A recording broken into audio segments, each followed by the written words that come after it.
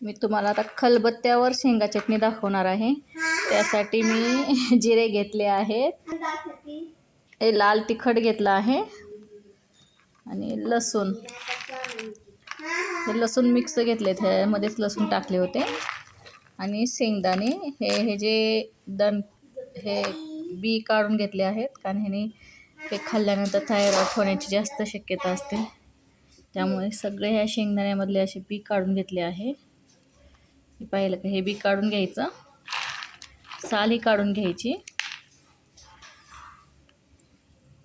कारण हे किडनीला साल पचायला जड असते। मी मोठा शेंगदाणा घेतला आहे, जे खारे मुरे शेंगदाणेवाल्यांकडे मिळतात, सोलापूर भागात हे शेंगदाणे खूप भेटतात, ह्यापेक्षा मोठे असतात हे शेंगदाणे।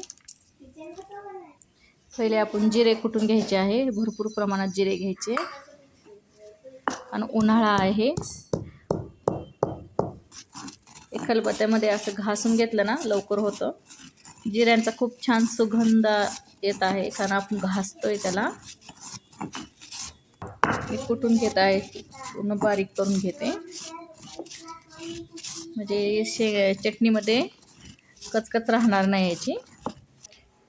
खूप बारीक झाला आहे, ह्याच्यामध्ये लसूण टाकते, यात मी शेंगदाणे आणि लसूण टाकले आहे,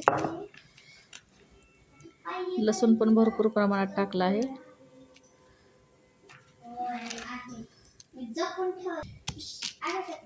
उकळ लहान पडते, त्यामुळे मी आधी शेंगदाणे थोडे थोडे कुटून घेते।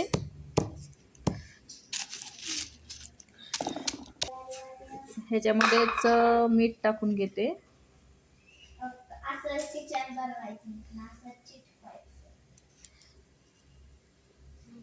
प्रमाण तुम्हाला जसं हवं आहे तसं। त्यात मी तिखट पण टाकून घेते लगेच, तिखट मध्ये परत शेंगदाणे टाकून घेते,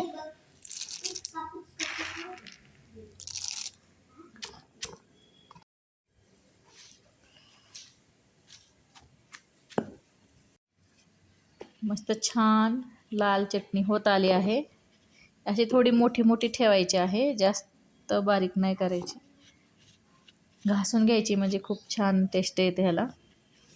जशी सोलापूरची लांबोटी चटणी हे थोडी मोठी असते, थोडी घासून पण घेतलेली असते, त्यामुळे त्याला तेल सुटतं। ही चटणी दह्याबरोबर खूप छान लागते।